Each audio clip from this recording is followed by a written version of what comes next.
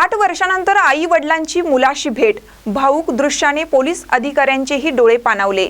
आई वडील ऊस तोडीला गेल्यानंतर परगावी शाळेत असणारा राजू माळी हा 2017 ला गाव आणि शाळा सोडून कुणालाही न सांगता निघून गेला। मात्र तो पुन्हा परतला नाही।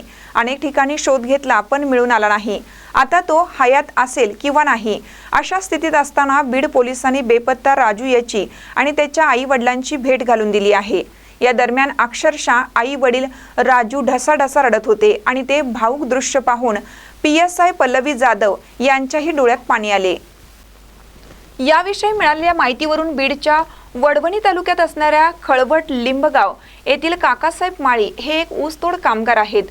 2017 ला ते ऊस तोडीला असताना त्यांनी आपला मुलगा राजू माळी याला बीडच्या नाळवंडी गावातील संगमेश्वर विद्यालयात शिक्षणासाठी ठेवलं।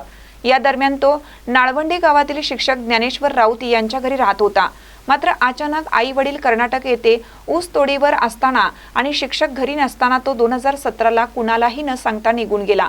त्यानंतर आई वडिलांनी गावी येऊन त्याचा शोध घेतला, मात्र तो काही त्यांना मिळाला नाही।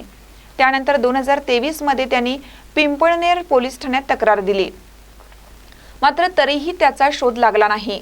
साधारण 1 महिन्यापूर्वी याचा तपास PSI पल्लवी जाधव यांच्याकडे आला आणि त्यांनी LCB टीमच्या मदतीने राजू माळी याचा शोध लावून त्याला पुण्यातून बीडला आणले आणि त्याची आई वडिलांसह कुटुंबासोबत भेट घालून दिली। दरम्यान यावेळी पोलीस अधीक्षक यांच्या कार्यालयात भावुक असे वातावरण पाहण्यास मिळालं आणि अनेक पोलीस अधिकाऱ्यांचे डोळे पाणावले।